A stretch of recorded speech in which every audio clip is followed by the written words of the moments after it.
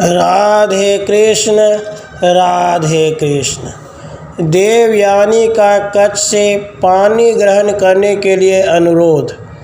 कच्छ की अस्वीकृति तथा दोनों का एक दूसरे को साप देना। वैशंपायन जी कहते हैं, जब कच्छ का व्रत समाप्त हो गया और गुरु ने उन्हें जाने की आज्ञा दे दी, तब वे देवलोक को प्रस्थित हुए। उस समय देवयानी ने उनसे इस प्रकार कहा, महर्षि अंगिरा के पुत्र, आप सदाचार, उत्तम कुल, विद्या, तपस्या तथा इंद्रिय संयम आदि से बड़ी शोभा पा रहे हैं। महायशस्वी महर्षि अंगिरा जिस प्रकार मेरे पिताजी के लिए माननीय है, उसी प्रकार आपके पिता बृहस्पति जी भी मेरे लिए आदरणीय तथा पूज्य हैं। तपोधन, ऐसा जानकर मैं जो कहती हूँ उस पर विचार करें। आप जब व्रत और नियमों के पालन में लगे थे, उन दिनों मैंने आपके साथ जो बर्ताव किया है उसे आप भूले नहीं होंगे। अब आप व्रत समाप्त करके अपनी अभीष्ट विद्या प्राप्त कर चुके हैं। मैं आपसे प्रेम करती हूँ, आप मुझे स्वीकार करें। वैदिक मंत्रों के उच्चारण पूर्वक विधिवत मेरा पानी ग्रहण कीजिए। कच्छ ने कहा, निर्दोष अंगों वाली देवयानी, जैसे तुम्हारे पिता भगवान शुक्राचार्य मेरे लिए पूजनीय और माननीय हैं, वैसे ही तुम हो, बल्कि उनसे ही बढ़कर मेरी पूजनीय हो। भद्रे, महात्मा भार्गव को तुम प्राणों से भी अधिक प्यारी हो। गुरुपुत्री होने के कारण धर्म की दृष्टि से सदा मेरी पूजनीय हो।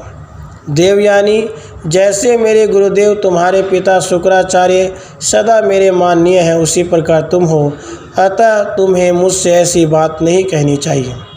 देवयानी बोली, द्विजोत्तम, आप मेरे पिता के गुरु पुत्र के पुत्र हैं, मेरे पिता के नहीं, अतः मेरे लिए भी आप पूजनीय और माननीय हैं। कच्छ, जब असुर आपको बार बार मार डालते थे, तब से लेकर आज तक आपके प्रति मेरा जो प्रेम रहा है उसे आज याद कीजिए। सौहार्द और अनुराग के अवसर पर मेरी उत्तम भक्ति का परिचय आपको मिल चुका है। आप धर्म के ज्ञाता हैं। मैं आपके प्रति भक्ति रखने वाली निरपराध अबला हूँ।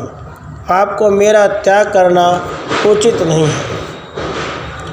कच्छ ने कहा, उत्तम व्रत का आचरण करने वाली सुंदरी, तुम मुझे ऐसे कार्य में लगा रही हो जिसमें लगाना कदापि उचित नहीं है। सुबह तुम मेरे ऊपर प्रसन्न हो जाओ। तुम मेरे लिए गुरु से ही बढ़कर गुरुतर हो। विशाल नेत्र तथा चंद्रमा के समान मुख वाली भामिनी, शुक्राचार्य के जिस उदर में तुम रह चुकी हो, उसी में मैं भी रहा हूँ। इसलिए भद्रे, धर्म की दृष्टि से तुम मेरी बहन हो, अतः सुमध्यमी, मुझसे ऐसी बात न कहो। कल्याणी, मैं तुम्हारे यहाँ बड़े सुख से रहा हूँ। तुम्हारे प्रति मेरे मन में तनिक भी रोष नहीं है। अब मैं जाऊँगा, इसलिए तुमसे पूछता हूँ, तुम्हारी आज्ञा चाहता हूँ, आशीर्वाद दो कि मार्ग में मेरा मंगल हो। धर्म की अनुकूलता रखते हुए बातचीत के प्रसंग में कभी मेरा भी स्मरण कर लेना और सदा सावधान एवं सजग रहकर मेरे गुरुदेव की सेवा में लगी रहना। देवयानी बोली, कच्छ, मैंने धर्मानुकूल काम के लिए आपसे प्रार्थना की है। यदि आप मुझे ठुकरा देंगे तो आपकी संजीवनी विद्या सिद्ध नहीं हो सकेगी। कच्छ ने कहा, देवयानी, गुरुपुत्री समझकर ही मैंने तुम्हारे अनुरोध को टाल दिया है। तुम में कोई दोष देखकर नहीं। गुरु जी ने भी इसके विषय मुझे कोई आज्ञा नहीं दी है। तुम्हारी जैसी इच्छा हो, मुझे शाप दे दो। बहन, मैं आर्ष धर्म की बात बता रहा था। इस दशा में तुम्हारे द्वारा शाप पाने के योग्य नहीं था। तुमने मुझे धर्म के अनुसार नहीं, काम के वशीभूत होकर आज शाप दिया है। इसलिए तुम्हारे मन में जो कामना है वह पूरी नहीं होगी। कोई भी ऋषि पुत्र ब्राह्मण कुमार कभी तुम्हारा पानी ग्रहण नहीं करेगा। तुमने जो मुझे यह कहा कि तुम्हारी विद्या सफल नहीं होगी, सो ठीक है, किंतु मैं जिसे यह विद्या पढ़ा दूंगा उसकी विद्या तो सफल होगी ही। वैशंपायन जी कहते हैं, जन्मेजय, द्विश्रेष्ठ कच्छ देवयानी से ऐसा कहकर तत्काल बड़ी उतावली के साथ इंद्रलोक को चले गए। उन्हें आया देख इंद्र आदि देवता बृहस्पति जी की सेवा में उपस्थित हो कच्छ से यह वचन बोले। देवता बोले, ब्राह्मण, तुमने हमारे हित के लिए यह बड़ा अद्भुत कार्य किया है। अतः तुम्हारे यश का कभी लोप नहीं होगा और तुम यज्ञ में भाग पाने के अधिकारी होगे।